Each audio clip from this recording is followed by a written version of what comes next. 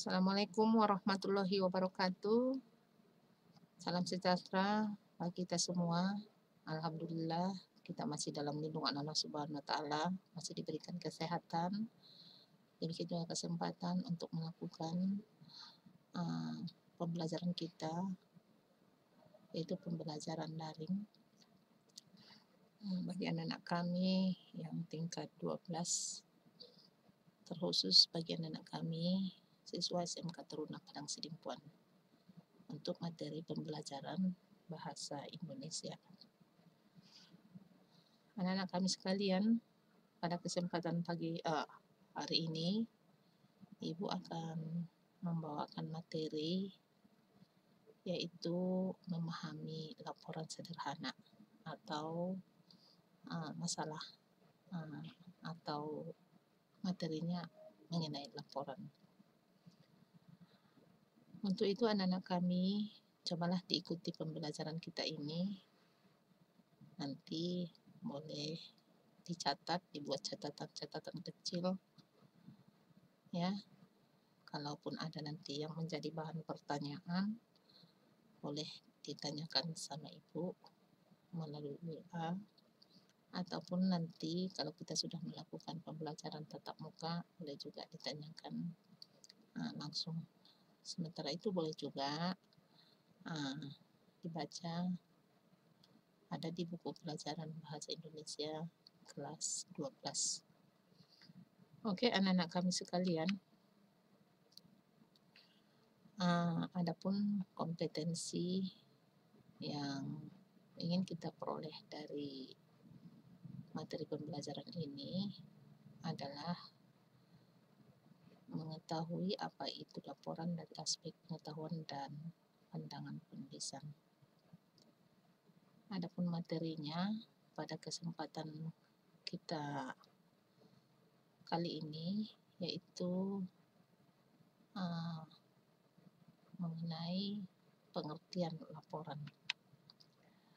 Anak-anak kami sekalian, laporan ini merupakan sebuah komunikasi yang disampaikan oleh penulis untuk menyampaikan informasi kepada pihak lain karena tanggung jawab yang dibebankan kepadanya.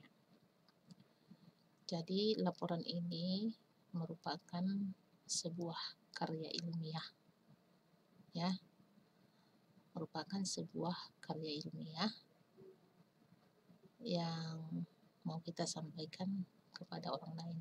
Jadi laporan ini bukan karya sastra, tapi merupakan karya ilmiah.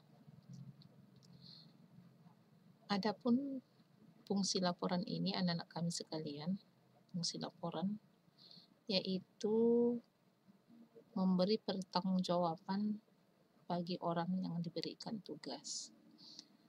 Misalnya kita diberikan tugas, misalnya kalau kita ini sebagai seorang karyawan ataupun pegawai, disuruh atasan kita mungkin untuk meneliti sesuatu, atau mungkin kita melakukan perjalanan ya, atau untuk melakukan kegiatan, maka setelah tugas ini kita selesaikan, tentu saja perlu membuat laporan.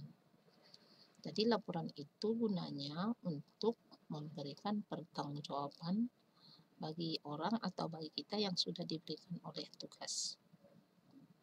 Maksudnya yang sudah diberi tugas, gitu maksudnya anak-anak kami sekalian. Yang kedua, anak-anak kami sekalian, laporan ini bisa menjadi landasan bagi pimpinan dalam mengambil suatu kebijakan ataupun keputusan. Dari apa yang kita laporkan ini, mungkin pimpinan kita sudah bisa membuat laporan ini sebagai landasan untuk mengambil langkah atau membuat kebijakan ataupun keputusan tentang sesuatu hal. Ya, anak kami sekalian. Sedangkan fungsi yang ketiga, laporan ini bisa merupakan sebuah alat untuk melakukan pengawasan bagi seorang pimpinan, ya. bisa dilakukan ini sebagai alat untuk melakukan pengawasan. Jadi berdasarkan laporan-laporan ini, pimpinan itu bisa melakukan pengawasan tentang sesuatu yang sudah dilaporkan. Di samping itu, laporan juga merupakan sebuah dokumen. Dokumen ini bisa dijadikan sebagai bahan studi atau bahan pembelajaran, bisa juga sebagai bahan perbandingan, bisa juga sebagai sumber pengalaman bagi orang lain. Jadi merupakan sebuah dokumen untuk bahan pembelajaran atau bahan studi sekaligus sebagai sumber pengalaman bagi orang lain. Anak-anak kami sekalian, sebuah laporan itu memiliki ciri-ciri. Laporan itu memiliki ciri-ciri yang pertama menarik. Artinya anak-anak kami sekalian, laporan yang kita sampaikan itu kita usahakan supaya menarik untuk dibaca, mungkin juga menarik untuk temanya menarik begitu. Mungkin masalah yang kita laporkan itu barangkali lagi dibicarakan orang lain, ya, lagi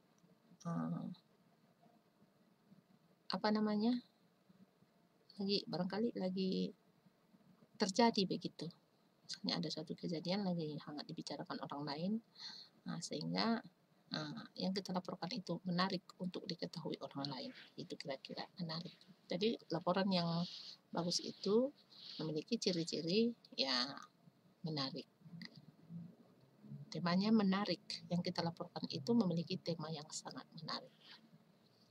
Jadi sebuah tema itu menarik mungkin saja karena lagi hangat dibicarakan orang lain, lagi mungkin dirasakan orang lain, mungkin orang mengira bermanfaat untuk orang lain. Itu dia, supaya sebuah laporan yang kita buat itu menarik. Yang kedua, laporan itu harus objektif. Maksudnya tidak subjektif. Anak-anak kami sekalian, sebuah laporan itu objektif, harus sesuai dengan fakta. Makanya dikatakan laporan itu ya harus merupakan sebuah karya tulis yang sifatnya ilmiah. Ya, tentu saja harus berdasarkan fakta, benar dia. Jadi di sini tidak bersifat subjektif. Yang ketiga, anak-anak kami sekalian, sistematis. Artinya laporan yang kita buat itu ya harus mudah dipahami. Artinya susunannya harus bagus. Mana yang di bagian awal, mana yang di bagian tengah, mana yang bagian belakang. Artinya strukturnya, susunannya harus sistematis supaya mudah dipahami oleh para pembaca, mudah dipahami orang lain. Jadi harus disusun secara sistematis. Yang keempat, ciri-ciri laporan yang keempat itu, sebuah laporan yang bagus harus memiliki ciri-ciri argumentatif. Artinya dapat dipertanggungjawabkan. Ya. Jadi menarik, berdasarkan fakta, sistematis, urutannya bagus, argumentatif, artinya dapat dipertanggungjawabkan.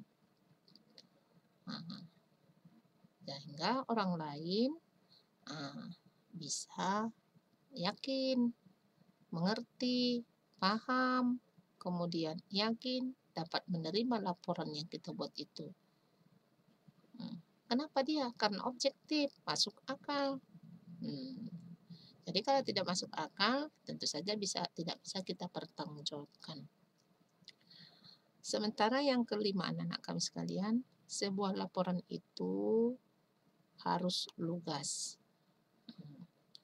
Artinya mudah dipahami. Makanya anak-anak kami sekalian, kalau kita menulis laporan itu, kita harus menggunakan bahasa yang lugas. Atau dengan kata lain harus menggunakan kalimat-kalimat yang efektif. Kalimatnya singkat, padat, jelas, tepat. Jadi kalau kalimatnya itu lugas, mudah dipahami orang lain, tentu saja apa yang kita maksudkan tadi mudah dipahami orang lain. Itu tentu saja kita sesuaikan juga dengan fungsi laporan tadi, ya. Dapat dipertanggungjawabkan, kemudian bisa diambil sebagai landasan untuk mengambil keputusan, bisa dijadikan sebagai pengawasan, dan laporan yang kita buat itu bisa menjadi dokumen yang menjadi bahan studi atau pembelajaran bagi orang lain. Jadi anak-anak kami sekalian, itulah ciri-ciri sebuah laporan yang bagus, yang baik anak-anak kami sekalian. Jadi mungkin pada pertemuan kita kali ini hanya sampai di situ dulu ya. Kita lanjutkan nanti pada pertemuan berikutnya.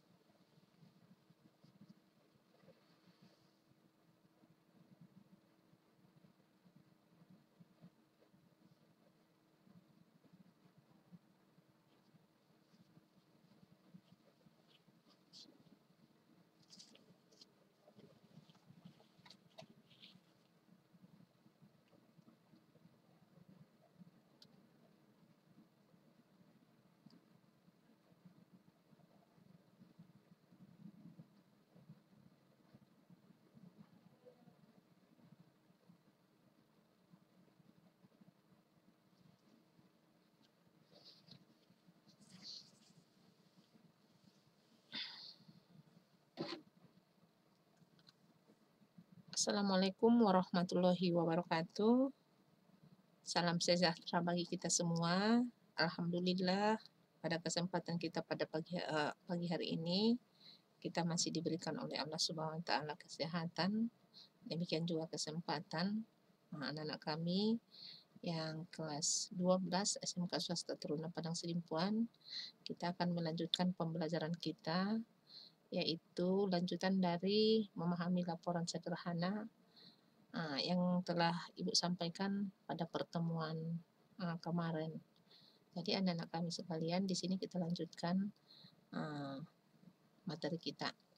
Namun sebelum itu, di sini Ibu kembali mengingatkan kita semua bahwa laporan ini merupakan sebuah karya tulis, yaitu karya ilmiah yang berisi ilmu pengetahuan. Jadi anak-anak kami sekalian, laporan ini tidak sama dengan karya sastra seperti cerpen, novel, ataupun roman, atau tidak sama dengan puisi. Karena pada karya sastra yang diutamakan itu termasuk adalah karya seni, unsur keindahan. Tapi laporan ini termasuk ini karya ilmiah.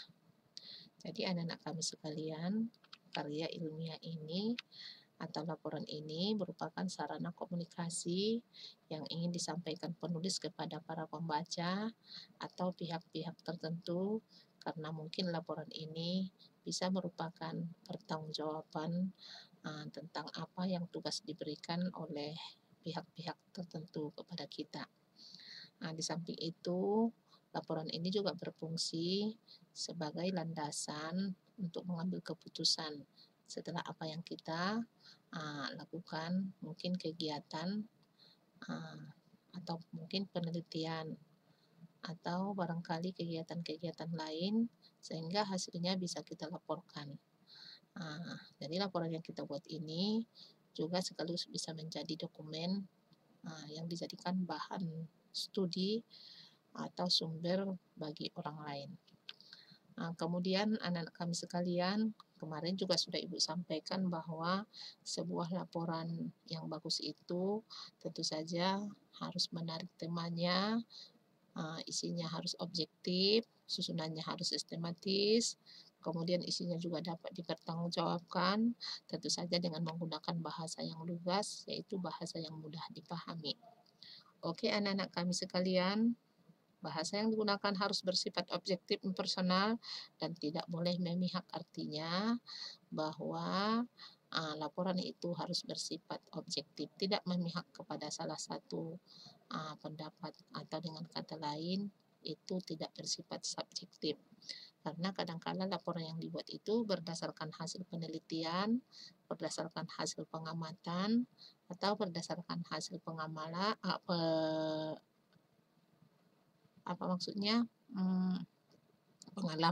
Jadi benar-benar berdasarkan fakta yang ada. Anak-anak kami sekalian, pada pertemuan kita kali ini yang mau Ibu sampaikan adalah macam-macam laporan ini. Anak-anak kami sekalian, laporan ini bermacam-macam. Seperti yang sudah Ibu katakan tadi, ada laporan berdasarkan kegiatan yang sudah dilakukan. Jadi di sini yang mau Ibu jelaskan, jenis-jenis laporan itu ataupun macam-macam laporan yang disampaikan berdasarkan bentuk serta tujuan ataupun maksud laporan tersebut. Yang pertama, laporan yang berbentuk formulir atau isian. Jadi anak-anak kami sekalian, ada laporan yang sudah bentuknya bentuk formulir atau bentuknya kayak bentuk-bentuk angket begitu anak-anak kami sekalian. Kita tinggal mengisi apa yang ada di dalam formulir tersebut. Jadi dilaporkan sesuai dengan fakta yang ada. Yang kedua, ada laporan yang berbentuk surat. Kemudian ada laporan yang berbentuk memorandum.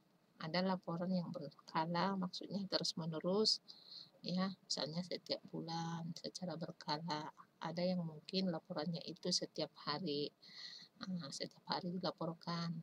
Ada yang laporannya mingguan, ada yang laporannya bulanan, kemudian ada laporannya tahunan. Jadi itu namanya laporan berkala. Kemudian ada laporan laboratoris serta ada laporan buku. Mungkin anak-anak kami sekalian pada pertemuan yang akan datang akan kita bahas dia secara khusus bentuk-bentuk laporan ini. Kemudian anak kami sekalian, di sini yang mau Ibu sampaikan bagaimana sistematika laporan. Karena tadi sudah dijelaskan bahwa sebuah laporan itu bisa menarik apabila dia sistematis. Bagaimana sebuah laporan itu memiliki sistematik yang bagus? Jadi sebuah laporan itu harus sistematis. Bagaimana sistematika laporan itu? Jadi anak-anak kami sekalian, yang dimaksud dengan sistematika laporan itu artinya laporan itu susunannya bagaimana? Ya, bagaimana susunan daripada laporan yang akan kita buat? Anak-anak kami sekalian, sebuah laporan itu yang pertama dimulai dari judul. Bagaimana sebuah laporan tidak memiliki judul? Jadi jelas anak-anak kami, laporan itu harus dibuat dalam, maksud kami sistematika yang pertama adalah judul laporannya. Kemudian maksud dan tujuannya, kemudian identitas penyusun, kemudian lokasi dan tahun. Jadi biasanya kalau lengkap dia itu biasanya disusun dalam bentuk piramida atau piramid yang terbalik. Jadi di sana di judul itu atau biasa itu ada di lembar sampul laporannya, judulnya. Judulnya apa, maksud dan tujuannya, identitas penyusunnya, lokasi dan tahun pembuatan laporan ini. Ya, anak-anak kami sekalian, biasanya ini kalau kita melakukan suatu kegiatan, misalnya dibuat judulnya, kegiatannya apa, Itulah dia dibuat di dalam judul sebuah laporan. Yang kedua yaitu bagian pengesahan, persetujuan. Disahkan dia dan disetujui. Itu biasanya ada di lembaran kedua. Lembar pengesahan namanya anak-anak kami. Yang ketiga ada motto atau kata mutiara atau sembolan. Itu jika dianggap perlu, tidak harus. Ada yang membuat mottonya. Kemudian anak-anak kami sekalian ada persembahan, ya, persembahan. Maksudnya apa itu? Mungkin laporan yang kita buat ini mungkin ditujukan kepada siapa. Itu pun tidak harus, cuma jika dipandang perlu. Kemudian anak kami yang kelima, sistematika laporan yang kelima itu adalah prakata atau kata pengantar. Jadi biasanya di prakata atau kata pengantar ini biasanya ucapan terima kasih, ya, ataupun barangkali ucapan syukur kepada Allah Subhanahu wa taala.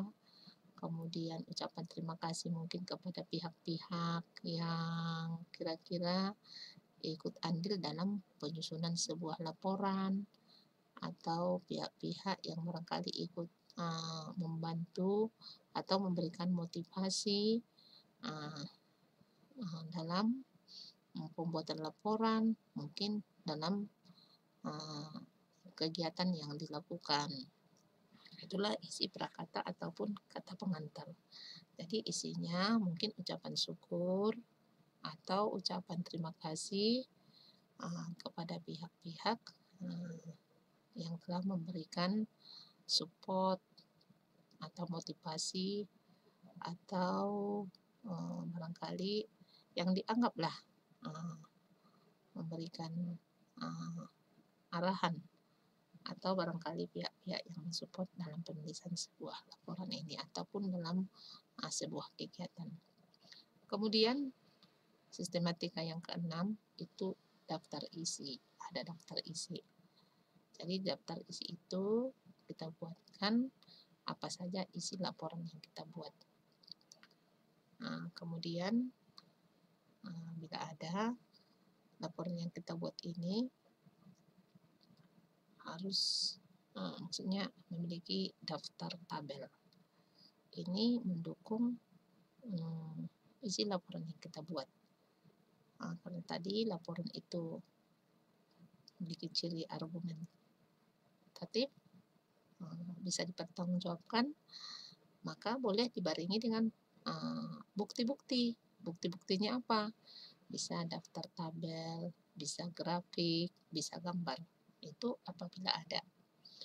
Kemudian laporan ini juga memiliki bagian yang terakhir abstrak, yaitu bagian ikhtisar kesimpulan dari apa yang sudah kita laporkan tadi. Jadi anak-anak kami sekalian, itulah sistematika dari laporan yang kita buat. Jadi anak-anak kami sekalian, di sini yang penting sekali Ibu sampaikan, dalam penulisan laporan ini, bahasa yang digunakan itu harus bersifat objektif, harus menggunakan bahasa Indonesia yang resmi, atau menggunakan bahasa Indonesia yang standar. Ya. Jadi di sini anak-anak kami sekalian, kalimat-kalimat yang kita gunakan itu harus kita pilih kata-kata yang tepat. Tepat kata-katanya, kemudian susunan kata demi kata, rangkaian kata-katanya, demikian juga dengan rangkaian kalimat-kalimatnya harus tepat. Kemudian anak-anak kami sekalian, kita juga harus membuat kalimat-kalimat itu dengan kalimat-kalimat yang singkat. Singkat dia tidak usah bertele-tele. Kemudian jelas dia pengertiannya, tidak menggunakan kata-kata yang bermakna kurang jelas, ya, atau maknanya ambigu barangkali, makna ganda, Kemudian dia juga menggunakan kalimat yang tepat, penggunaan kata-katanya singkat, jelas, padat, padat isinya, kemudian tepat. Baik dia dari segi penggunaan tata bahasanya, baik dia segi penggunaan ejaannya, demikian juga dengan penggunaan tanda-tanda bacanya. Jadi anak-anak kami sekalian, supaya laporan yang kita buat itu mudah dan bisa dipahami orang lain. Barangkali anak-anak kami sekalian, pada pertemuan kita kali ini, itu saja yang bisa dulu Ibu sampaikan. Barangkali bisa kita lanjutkan pada pertemuan berikutnya. Kalaupun ada yang kurang jelas anak-anak kami sekalian, boleh nanti ditanyakan kepada Ibu, boleh melalui WA. Silakan anak-anak kami sekalian belajar dengan baik di rumah, apalagi kita nanti akan menghadapi ujian di kenaikan, maksudnya di ujian-ujian akhir. Barangkali pada pertemuan kita kali ini, itu saja dulu yang bisa Ibu sampaikan. Kurang dan janggalnya Ibu mohon maaf. Assalamualaikum warahmatullahi wabarakatuh.